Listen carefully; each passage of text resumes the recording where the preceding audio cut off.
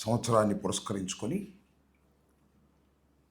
చాలామంది ఉగాదిని చాలా అద్భుతంగా తొలి పండుగను చేసుకున్నారు. ఈ రాష్ట్ర ప్రభుత్వం ఉగాది రోజున ఒక అద్భుతమైన పథకం అని చెప్పి చాలా పెద్ద ఆర్భాటంతో తాడేపల్లిలో శాసనసభ పక్కనే ప్రాంగణంలో చాలా పెద్ద వేదికను ఏర్పాటు చేసి P4 జీరో పావర్టీ మార్గదర్శి బంగారు కుటుంబం టైటిల్ చాలా చక్కగా పెట్టి చాలా ఆర్భాటంగా రాష్ట్ర ముఖ్యమంత్రి గారు ఉప ముఖ్యమంత్రి గారి సమేతంగా విచ్చేసి సుదీర్ఘమైనటువంటి సమావేశాన్ని నిర్వహించారు. ఈ కాన్సెప్ట్ తన బుర్రలో నుంచి వచ్చిందని, ఇది అద్భుతమైనటువంటి కాన్సెప్ట్ అని, ఆంధ్ర రాష్ట్రంలో పేదరిక నిర్మూలనకు ఇది దోహదపడుతుందని చెప్పేటటువంటి ప్రయత్నం చేశారు. చాలా దురదృష్టమని మనవి చేస్తున్నాం. ఈ రాష్ట్రంలో కొత్తగా టోల్గేట్లు పెడుతున్నాడు చంద్రబాబు నాయుడు గారు. మెడికల్ కాలేజీల్ని, పోర్టుల్ని, చివరికి గ్రామీణ ప్రాంతాల్లో ఉన్న రోడ్లని వీటన్నిటినీ ప్రైవేటీకరణ చేసేస్తున్నాడు. That is also P4. ప్రైవేటీకరణ చేసేసి టోల్గేట్స్ రూపంలో వసూలు చేసేటటువంటి కార్యక్రమం. అంతేకాదు, ఉమ్మడి రాష్ట్రంలో ప్రభుత్వ రంగంలో ఉన్నటువంటి 58 కార్పొరేషన్లో విత్డ్రా చేసేసుకుని ప్రైవేట్ రంగానికి అప్పచెప్పేశాడు. అంటే ఇక్కడ నేను చెప్పదలుచుకున్నటువంటి అంశం ఏమిటంటే, మొత్తం ప్రైవేటీకరణ చేసేయాలనేటువంటి ఉద్దేశంతో చంద్రబాబు నాయుడు గారు పరిపాలన చేస్తున్నాడు. మీరు చూశారుగా, ఎన్నికలకు ముందు సూపర్ 6 అన్నాడు, సంపద సృష్టి అన్నాడు. సంపద ఎక్కడుందండి సూపర్ 6 చేయడానికంటే? సృష్టిస్తా, సంపదను సృష్టించి పేదవారికి పంచి పెడతా అన్నాడు. 9 నెలలు అయింది, 10వ నెలలో ప్రవేశించాం. సంపద సృష్టించలా. సంపద ఎవరి దగ్గర ఉందో వాళ్ళని పట్టుకొస్తున్నాడు, పట్టుకొచ్చి వీళ్ళకి ఇవ్వమంటున్నాడు. అంటే ప్రభుత్వం సంపద సృష్టించే బాధ్యత లేదు. సంపద ఆల్రెడీ సంపాదించుకున్న వాళ్ళందరినీ పిలిచి వారి దగ్గర నుంచి పేదవాళ్ళకి ఇచ్చేటటువంటి కార్యక్రమం పెడతాను అనేటువంటి బాధ్యత. అంటే పేదరిక నిర్మూలన చేయవలసినటువంటి బాధ్యత ఈ సోషలిస్టిక్ కంట్రీస్లో, అంటే ఈ ప్రజాస్వామ్య పద్ధతుల్లో ఎవరికి ఉంటుంది? ప్రభుత్వాలకు ఉంటుంది. పేదరికాన్ని ఏ విధంగా నిర్మూలిస్తారు అంటే, డబ్బులన్నీ పంచిపెట్టి నిర్మూలించడం ఒకటే మార్గం కాదు. పేదరిక నిర్మూలన అంటే ఆ ప్రాంతంలో ఉన్నటువంటి పేద ప్రజలను పైకి తీసుకురావడం, ఉచితంగా విద్యను అందించటం, నాణ్యమైనటువంటి వైద్యాన్ని ఇవ్వడం, వారి కాళ్ళ మీద వాళ్ళు నిలబడే విధంగా ఉపాధి కల్పించటం, ఇలాంటి కార్యక్రమాలు చేయటం ద్వారా పేదరికాన్ని నిర్మూలించేటటువంటి కార్యక్రమం చేయవలసినటువంటి బాధ్యత ప్రభుత్వాల మీద ఉంటుంది.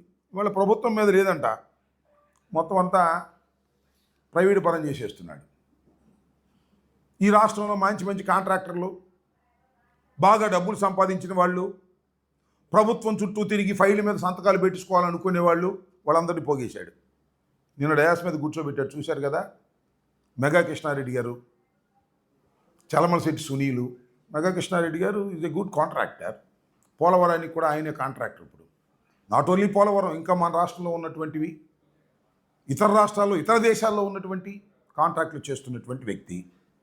అలాగే చలమలశెట్టి, ఆయన Greenko is a big organization, బాగా సక్సెస్ఫుల్గా సంపాదించినటువంటి వ్యక్తి. అలాగే సజ్జన్ గోయంకా, ఇంకా వీళ్ళతో పాటు ఒక 600 మందిని బాగా సంపాదించిన వాళ్ళని తీసుకొచ్చి కూర్చోబెట్టాడు. బంగారు కుటుంబం అని అందరిని తీసుకొచ్చాడు. పాపం వాళ్ళందరికీ బంగారు కుటుంబం చేసేస్తాను, విశ్వవాసునామ సంవత్సరం కదా, వాసు అంటే బంగారం అంట, మంచి అంట, అందరికీ బంగారు కుటుంబం చేసేస్తాను అని పిలుచుకొచ్చాడు. ఆ రేస్ మీద 4 కూర్చోబెట్టాడు, వాళ్ళతో ఉపన్యాసాలు చెప్పించాడు. బంగారు కుటుంబం సర్దుకున్నారు. ఇంకా వాళ్ళు బాధిత కుటుంబాలు. నేను మనవి చేస్తున్నా, నారా చంద్రబాబు నాయుడు గారు, మీరు అధికారంలోకి వచ్చిన తర్వాత ఏయో సంక్షేమ కార్యక్రమాలు ఇంకా పెరుగుతాయని ఆశపడి మీకు ఓటు వేస్తే ఇవాళ సంక్షేమ కార్యక్రమాలన్నీ పోయాయి. మీ సూపర్ సిక్స్ సంఘ దేవుడేరు ఉన్నటువంటి సంక్షేమ కార్యక్రమాలు కూడా పోగొట్టేశారు. జగన్మోహన్ రెడ్డి గారు ఇచ్చేటటువంటి సంక్షేమ కార్యక్రమాలు ప్రతి నెల మొదటి వారంలో వచ్చేటటువంటివన్నీ కూడా తీసేశారు. తోలుకొచ్చారు మొత్తాన్ని బస్సుల్లో. బంగారు కుటుంబం అని. అక్కడ ఉన్నోళ్ళు పైన ఉన్నోళ్ళే బంగారు కుటుంబాలు. రెండే రెండు ఈ రాష్ట్రంలో బంగారు కుటుంబాలు తెలుగుదేశం పార్టీ అధికారంలోకి వచ్చిన తర్వాత. ఒకటి చంద్రబాబు నాయుడు గారి కుటుంబం, ఒకటి పవన్ కళ్యాణ్ గారి కుటుంబం. చంద్రబాబు నాయుడు గారు వాళ్ళ అబ్బాయి బంగారు కుటుంబం, పవన్ కళ్యాణ్ గారు వాళ్ళ అన్న బంగారు కుటుంబం. ఈ రెండు బంగారు కుటుంబాలు తప్ప ఈ రాష్ట్రంలో పేద ప్రజలను బంగారు కుటుంబంగా చేసేటటువంటి శక్తి కానీ, సామర్థ్యం కానీ, ఆలోచన కానీ చంద్రబాబు నాయుడు గారికి లేదు. మీకు అందరికీ గుర్తుండే ఉంటుంది, చంద్రబాబు నాయుడు గారు తొలిసారిగా ముఖ్యమంత్రి అయినప్పుడు ఇలాగే పొలిటికల్ స్టంట్లు భలే పెడతాడు ఆయన. పబ్లిసిటీ స్టంట్, పబ్లిసిటీ పిచ్చి. ఆయన ఒక పథకం పెట్టడం, దాన్ని అద్భుతంగా ఫ్రంట్ పేజీలో రాసేటటువంటి, వండి వార్చేటటువంటి పత్రికలు తయారు కావటం. ఆయనకు పత్రికా బలం చాలా పెచ్చు, మీడియాలో చాలా పెచ్చు. ఆయన రాగానే ఏమన్నా చూశారుగా, మొట్టమొదట ఆకస్మిక తనిఖీలు. నేను నిద్రపోను, ఇంకోటి నిద్రపోనలేను, నేను నిద్రపోను, ఇంకోటి నిద్రపోనేవను, ఆకస్మిక తనిఖీలకు వెళ్ళిపోతా అన్నాడు. ఏమి సాధించావంటున్నా? ఆకస్మిక తనిఖీలకు వెళ్ళి అడ్మినిస్ట్రేషన్లో ఏమి సాధించావో నారా చంద్రబాబు నాయుడు గారు చెప్పమని అడుగుతా ఉన్నా. ఏమి సాధించలా.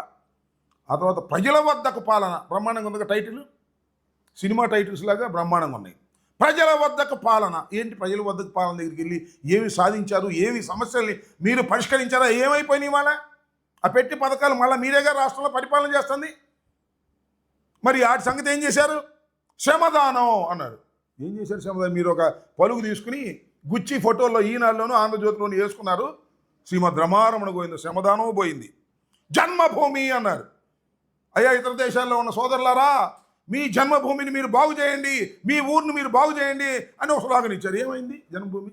జన్మభూమి పోయింది, శ్రమదానం పోయింది, ప్రజల వద్దకు పాలన అది పోయింది, ఆకస్మిక తనిఖీలు అవి పోయినాయి.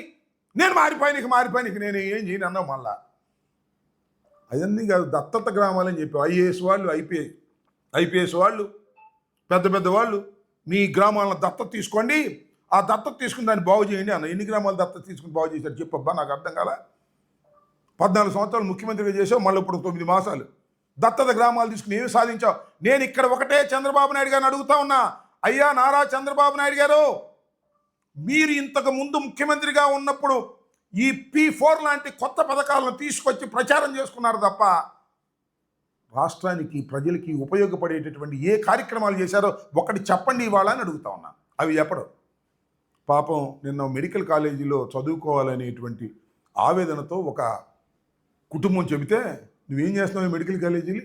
మొత్తం మెడికల్ కాలేజీలన్నీ కూడా ప్రైవేటు పరం చేసేస్తున్నావు. అంటే చదువుకొని మెరిట్తో వచ్చే సీట్లు గల్లం చేసేస్తున్నావు, డబ్బులు ఉన్నోడికి దోచిపెట్టేటటువంటి కార్యక్రమం చేస్తున్నావు.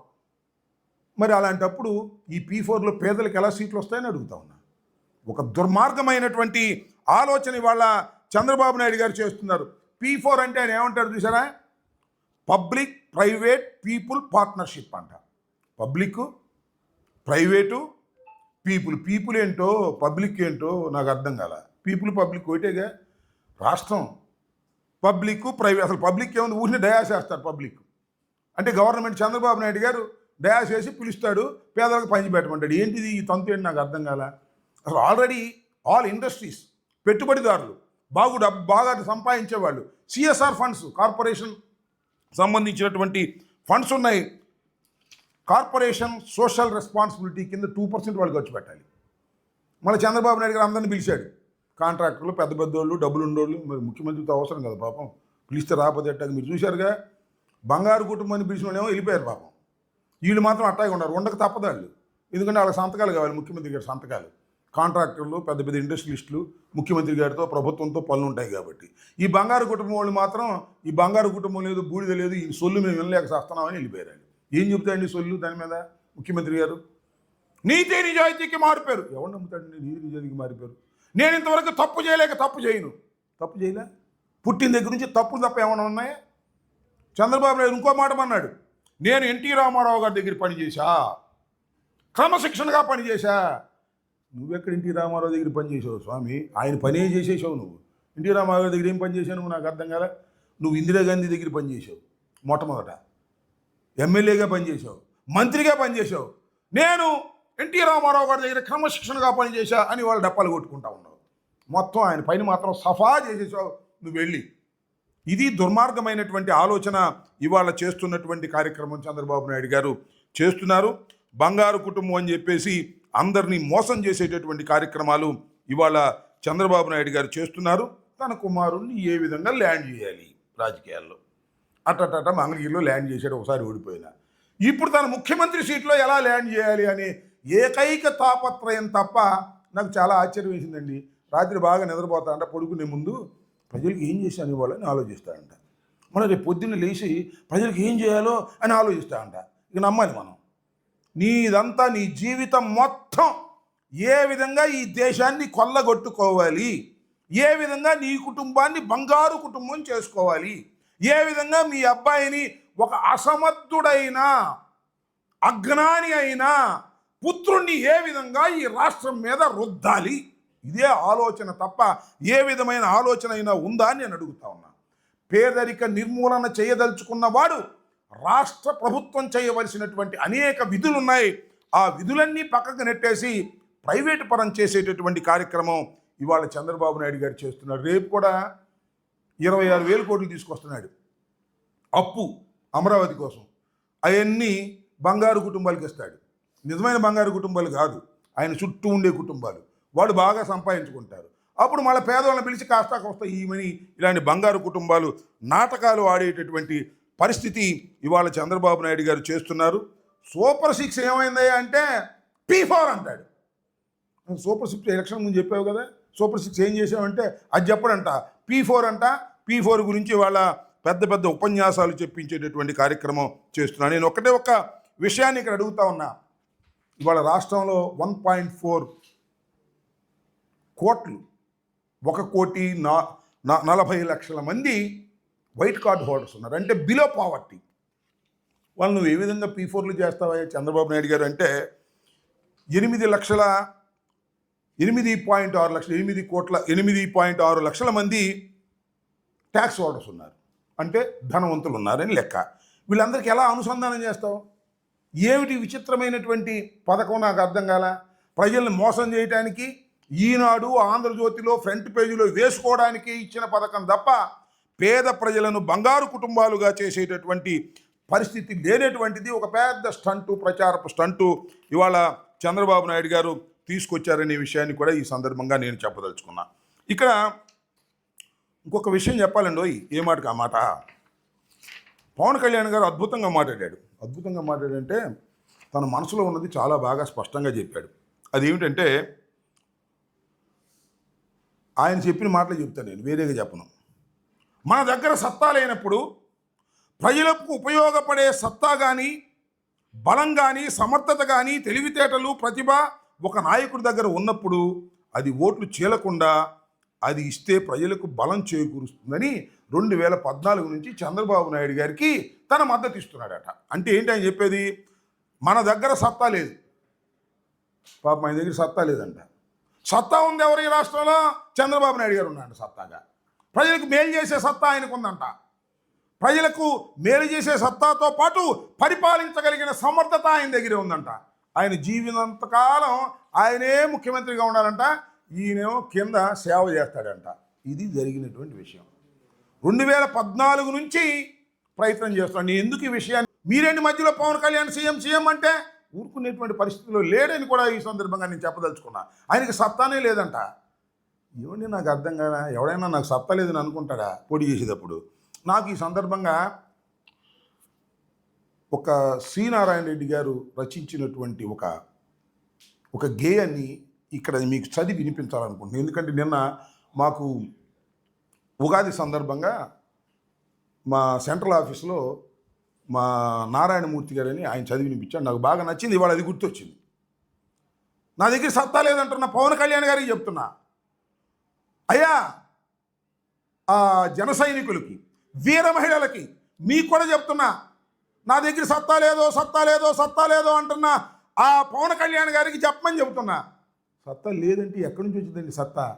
ప్రయత్నం చేయాలి కదా, ప్రయత్నం చేస్తేనే సత్తా వచ్చేది. అదే శ్రీనారాయణ రెడ్డి గారు చెప్పాడు, కరగనిదే కొవ్వొత్తి కాంతినెలా ఇస్తుంది, కరగనిదే కొవ్వొత్తి కాంతినెలా ఇస్తుంది, మరగనిదే నీరు ఎలా మబ్బు రూపు దాలుస్తుంది, మరగనిదే నీరు ఎలా మబ్బు రూపు దాలుస్తుంది, నలగనిదే అడుగులెలా నర్తించబడతాయి, మలసనిదే రాయి ఎలా శిల్పంగా మారుతుంది, మలసనిదే రాయి ఎలా శిల్పంగా మారుతుంది. అయ్యా పవన్ అన్నా, అసలు నువ్వు ప్రయత్నం చేస్తే కదా. నేను ప్రయత్నం చేయను, మా చంద్రబాబే ముఖ్యమంత్రి, నాకు అన్ని సదుపాయాలు బ్రహ్మాండంగా అందుతున్నాయి, ఇంక చాలు, నాకు ఇంకేం అవసరంలా. మళ్ళీ సదుపాయాలంటే వాళ్ళ కోపం వస్తుంది, నేను చెప్తే వాస్తవం చెబితే మళ్ళీ కోపం వస్తుంది. మా వీర మహిళలకి, జన సైనికులకి చంద్రబాబు నాయుడు గారికి కోపం రాదు, పవన్ కళ్యాణ్ గారి కోపం వచ్చి 2 చెప్పులు పైకి ఎత్తాడు. సదుపాయాలు బ్రహ్మాండంగా జరుగుతున్నాయి.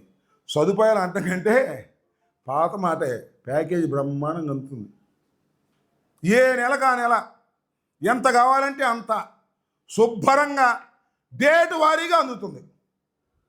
అందువల్ల ఇక నాకు అనవసరం, నా దగ్గర సత్తా లేదు, తీసుకోవటం సేవ చేయటం.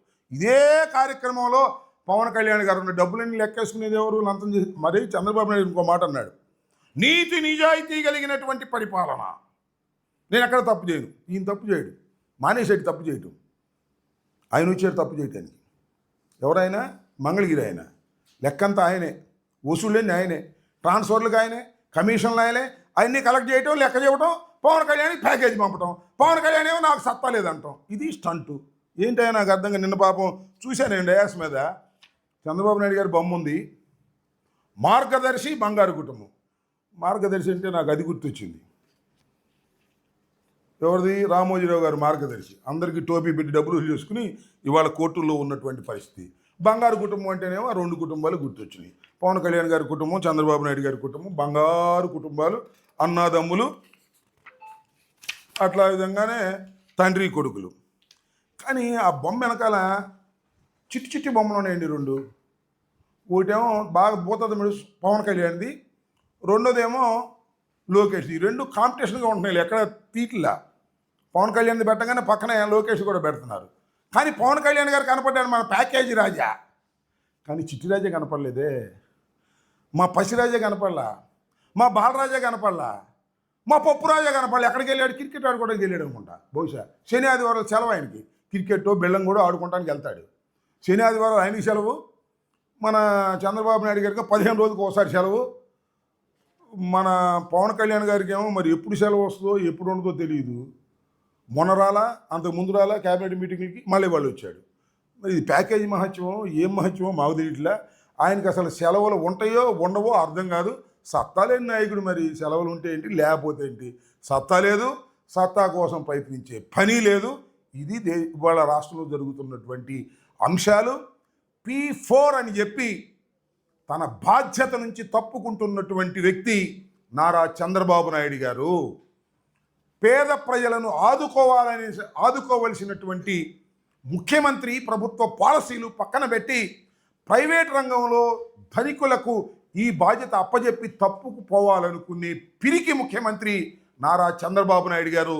నారా చంద్రబాబు నాయుడు గారు ప్రజల పక్షాన ఉండి పేదరిక నిర్మూలన కోసం ప్రయత్నం చేయవలసిన వ్యక్తి మొత్తం ప్రైవేట్ పరం చేసేసి ప్రైవేటు వ్యక్తులకు రాష్ట్రాన్ని అమ్మేటటువంటి కార్యక్రమం చేస్తూ ఇవాళ పేద ప్రజల గురించి మాట్లాడే హక్కు నైతికంగా మీకు లేదు. అందువల్లే బంగారు కుటుంబాలన్నీ నువ్వు బిగిన్ చేయగానే సెలవు వెళ్ళిపోయారు, వాళ్ళని పట్టుకొచ్చారు. మీకు బంగారు కుటుంబాలు, మీకు డబ్బులు ఇస్తాము రమ్మని. పాపం వాళ్ళకేం తెలుసు, వచ్చారు, చూశారు ఇక్కడ అంతా ఇదంతా గందరగోళంగా ఉంది, ఈ బంగారు కుటుంబంలో మనకు పైసా వచ్చేది లేదు, సచ్చేది లేదు. ఈ ఉపన్యాసాలు, ఈ సొల్లు పెట్టల ద్వారా ఏమంటాడు, సెల్ ఫోన్ ఆయనే కనిపెట్టా. అబ్బా కింద కట్టవులు కొడతారు. సెల్ ఫోన్ ఆయన కనిపెట్టా అంట, ఐటీని తీసుకొచ్చింది ఆయనేనంట. అందువల్ల అందరికీ సెల్ ఫోన్లు వచ్చినాయి. ఏంది పెట్టల దొరకదు నాకు అర్థం కాల. ఐటీ సెల్ ఫోన్లు ప్రపంచవ్యాప్తంగా వస్తున్నటువంటివి. ఆ సమయానికి నువ్వు అక్కడ ఉన్నావు, దానికి చెప్తున్నావు. మళ్ళీ కొన్నాళ్ళు పోయిన తర్వాత ఏమండు, అసలు పోలవరం నా ప్లానే, నేనే ఫౌండేషన్ వేసా, నేనే మొత్తం చేశా అని చెబుతాడు. నమ్మి అమాయకులు నమ్ముతారు. ఇప్పుడు చంద్రబాబు నాయుడు గారు చెబుతున్నా ఎన్టీ రామారావు గారి దగ్గర నేను శిష్యర్కం చేశానని, శిష్యర్కం అక్కడ చేశానని చెప్పి ఆయన దగ్గర నుంచి కొట్టేసినటువంటి రాజకీయ పార్టీ P4లు సూపర్ 6లు ఎగ్గొట్టి P4లు పెట్టి ప్రజల్ని మోసం చేయాలనుకుంటున్నటువంటి తెలుగుదేశం కూటమి ప్రభుత్వానికి రోజులు చెల్లాయి. కాకపోతే ఎన్నికలు ఇప్పుడు లేవు. చూస్తున్నాం కదా, స్థానిక సంస్థల ఎన్నికల్లో వాళ్ళు ఎంత చేసినా తిరగబడి మా నాయకులు ప్రయత్నం చేసి మళ్ళా నిలబెట్టుకునేటటువంటి కార్యక్రమాలు చేస్తున్నారు. ఈ P4లన్నీ కూడా ప్రజల్ని మోసం చేసి ఒక చీటింగ్గా భావించాలని ఈ సందర్భంగా మిమ్మల్ని నేను కోరుతూ ఉన్నాను. లేదు, పోలవరం విషయంలో వైఎస్ఆర్ కాంగ్రెస్ పార్టీ జగన్మోహన్ రెడ్డి గారు, రాజశేఖర రెడ్డి గారు చాలా కష్టపడి చిత్తశుద్ధితో పనిచేశారు. చంద్రబాబు నాయుడు గారు అది ఏటీఎంగా భావించి డబ్బులు కాజేయటం కోసం మాత్రమే ఆ ప్రాజెక్టును తీసుకొని చేసినటువంటి వ్యక్తి. ఇది నేను చెప్పిన మాటే కాదు, ఇవాళ భారత ప్రధాని కూటమి సభ్యుడు అయినటువంటి మోడీ గారు కూడా చెప్పినటువంటి సందర్భం ఉంది. ఈ పిచ్చి లెక్కలు పేపర్లో పిచ్చి లెక్కలు వేస్తారు. ఈనాడు, ఆంధ్రజ్యోతి సంబంధించి అవి వేసి ప్రజల మీద రుద్దేటటువంటి కార్యక్రమం చేస్తున్నారు. నేను మరొకసారి చెబుతున్నా, పోలవరాన్ని అతి వేగంగా కరోనా ఉన్నా కూడా ముందుకు తీసుకువెళ్ళినటువంటి ఘనత వైఎస్ఆర్ కాంగ్రెస్ పార్టీ ప్రభుత్వానిది. అసలు నదిని డైవర్ట్ చేసిన ఘనత వైఎస్ఆర్ కాంగ్రెస్ పార్టీది. స్పిల్వేని పూర్తి చేసిన ఘనత వైఎస్ఆర్ కాంగ్రెస్ పార్టీది. కాఫర్ డ్యాములు 2 క్లోజ్ చేసిన ఘనత వైఎస్ఆర్ కాంగ్రెస్ పార్టీది. స్పిల్వేనే కాదు, మొత్తం టోటల్గా అనేకమైన కార్యక్రమాలు చేశాం. చంద్రబాబు నాయుడు గారు మొన్న చెప్తున్నాడండి, మళ్ళీ నాకు అర్థం కావట్లేదు. ఆయన అమాయకుడా లేకపోతే చెప్పిందే చెప్పి ప్రజల్ని నమ్మించాలనుకుంటున్నాడా నాకు అర్థం కాల. ఆయన అంటాడు, మేము డయాఫ్రమ్ వాల్ వేసేసాం. జగన్మోహన్ రెడ్డి గారు వచ్చి కాఫర్ డ్యాములు పూర్తి చేసుకోవడంలో విఫలమైపోయాడు, అందువల్ల దెబ్బతినిపోయింది అంటాడు. నేను మొట్టమొదటి చెప్తున్నా, నేను చెప్పడం కాదు, ప్రపంచంలో ఎవరిని అడిగినా చెప్తారు, కాఫర్ డ్యాములు కంప్లీట్ కాకోకుండా డయాఫ్రమ్ వాల్ వేయటానికి వీల్లేదు. This is the rule, this is the protocol. సామాన్యం అడిగినా చెప్తాడు, ఏఈని అడిగినా చెప్తాడు. We have to complete the coffer dams first. Coffer dams 2 కూడా పూర్తి అయితే అటు ఇటు మధ్యన వర్కింగ్ ప్లేస్ ఉంటుంది. ఆ వర్కింగ్ ప్లేస్లో నువ్వు ఏదైనా చేయొచ్చు. నువ్వు ఆ వర్కింగ్ ప్లేస్ క్రియేట్ కాకోకుండానే నది ప్రవహిస్తుండగానే సమ్మర్లో నువ్వు వేసేసావు. కాఫర్ డ్యాములు మాత్రం సగం వేసి కూర్చున్నావు. జగన్మోహన్ రెడ్డి గారు పూర్తి చేయలేదంటే అందుకని పోయిందంట. ఏది నాకు అర్థం కాల. ఎట్లా ఉందంటే తొండి ఆడతారే అంత తొండి ఆడేటువంటి కార్యక్రమాలు చంద్రబాబు నాయుడు గారు చేస్తున్నాడు. సరే లెక్కలేస్తారు, చూద్దాం ఏం జరిగిద్దాం. చంద్రబాబు నాయుడు గారు వచ్చారు కదా అధికారంలోకి, పోలవరాన్ని పూర్తి చేస్తాం అంటున్నాడు కదా, చూద్దాం ఏం జరిగిద్దాం. కరోనా టైంలో కూడా మేము చాలా కష్టపడి ఆ పోలవరం విషయంలో చాలా ఘట్టాలను అధిగమించాం. దురదృష్టం చంద్రబాబు నాయుడు గారి అతి తెలివి తక్కువతనం వల్ల కాఫర్ డ్యాములు క్లోజ్ చేయకోకుండా డయాఫ్రమ్ వాల్ వేయటం వల్ల ఇది ఆలస్యమైంది. అంతకు మించి మరొకటి కానే కాదని కూడా ఈ సందర్భంగా నేను చెప్పదలుచుకున్నాను.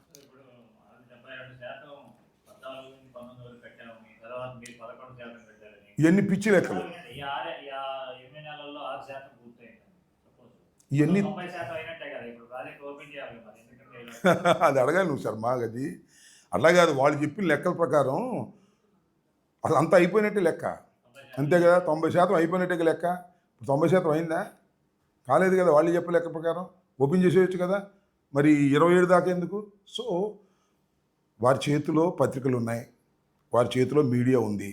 పిచ్చి లెక్కలు రాస్తారా, అవి చదువుతారు, చదివి నిజం అనుకుంటారు. వాస్తవాలు అవి కావు. నేను మళ్ళా చెప్తున్నా, ఎవరితో అయినా చర్చకు సిద్ధం. ఆరోగ్యకరమైన చర్చ. ఊరిని చర్చ అంటే బూతులు ఇట్టుకోవడం వద్దు. రీజనబుల్గా చర్చించుకుందాం రండి. ఆ ఇరిగేషన్ మంత్రి వస్తాడా, లేదా చంద్రబాబు నాయుడు గారు పిలిస్తే ఆయన దగ్గరికి వస్తాను నేను సెక్రటేరియట్కి, నాకేం అభ్యంతరం లేదు. What is this? ఎందుకు ఇంత అబద్ధాలు ఆడతారు, అసత్యాలు మాట్లాడతారు, దుర్మార్గం చేస్తారు? మొత్తం టోటల్గా పోలవరాన్ని సర్వనాశనం చేసింది నారా చంద్రబాబు నాయుడు గారు. నాశనం చేయాలని కాదు, డబ్బులు కాజేయాలని, అంతే, అంతకు మించి లేదు. నేను అనేక సందర్భాలు చెప్పా, ఎప్పుడు చెప్తా. అసలు కేంద్ర ప్రభుత్వం చేయవలసినటువంటి ప్రాజెక్టుని రాష్ట్ర ప్రభుత్వం ఎందుకు తీసుకుందని అడుగుతా ఉన్నా. గొంతు చించుకొని నడిచా. 100 సార్లు అడిగేప్పటికి నేను మంత్రి అయిన తర్వాత ఒక్కరోజు కూడా సమాధానం చెప్పలే, ఒక్క మంత్రి కూడా సమాధానం చెప్పలే నాకు. చంద్రబాబు నాయుడు గారి సంగతి దేవుడు ఎరుగు. ఎందుకంటే ఆయన లెవెల్ పెచ్చు, నా లెవెల్ తక్కువ అనుకో. మంత్రి అని చెప్పొచ్చు కదా. అసలు కేంద్ర ప్రభుత్వం చేయవలసినటువంటి పని నువ్వు ఎందుకు తీసుకున్నావు? 2016లో తీసుకున్నావు.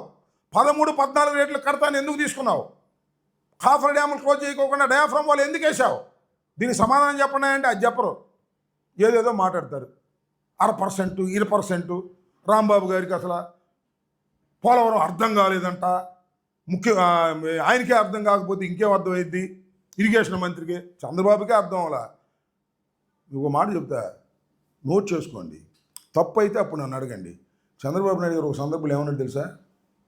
కాఫర్ డ్యాములు లేకోకుండానే డయాఫ్రమ్ వాల్ వేయాలని కూడా ఆలోచన చేశామన్నాడు. అర్థమే సచ్చినోడు కూడా అటు చెప్పడు. అర్థం కాక కాఫర్ డ్యాములు లేకోకుండానే డయాఫ్రమ్ వాల్ వేద్దామని ఆలోచన చేశాడంట ముఖ్యమంత్రి గారు. ఆయన చెప్పాడు, నేను చెప్పింది కాదు. ఆయనకు అర్థం కాలేదు.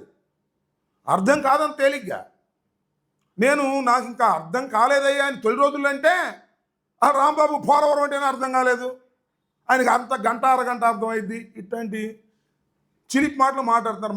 మాకేం అభ్యంతరం లేదు. మీరు చిలిపి మాటలు మాట్లాడితే మేము మాట్లాడతాం, మాకేం అభ్యంతరం ఏమీ లేదు.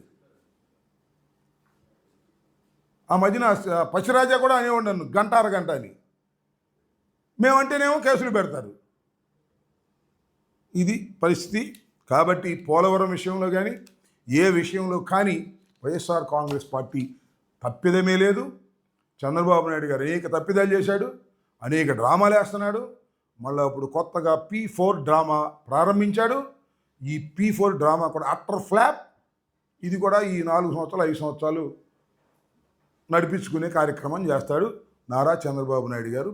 మంచి అద్భుతమైన నటుడు, అద్భుతంగా నటిస్తాడు. అది చూసి ప్రజలు మోసపోతారు అనుకుంటారు. మోసపోరు కొన్ని సమయాల్లో అవుతుంటాడు ముఖ్యమంత్రి. వాడిని ఎత్తి మీద ఎక్కి వీడిని ఎత్తి మీద ఎక్కి. అదే పవన్ కళ్యాణ్ ఉన్నాడుగా, నా దగ్గర సత్తా లేదు, నేను రోజు ఆయన్ని మోస్తాను, నాకు ఏం ఓపికనంత వరకు మెల్ల మీద వేసుకుని మోస్తాను అంటున్నాడు. మొయ్యమను ఎవడు కాదన్నాడు? ప్యాకేజ్ తీసుకుని మొయ్యమను. ప్యాకేజ్ అనగానే వాళ్ళ కోపం వస్తుంది. కోపం వచ్చినా ఉన్న విషయం చెప్పాలి. వీర మహిళలు అర్థం చేసుకోండి, జన సైనికులు అర్థం చేసుకోండి, కాపు సోదరులు కూడా అర్థం చేసుకోండి. ఆయన ముఖ్యమంత్రి అవ్వడు, పొరపాటును కూడా అవ్వడు. ఇస్తానని ఒప్పుకోడు.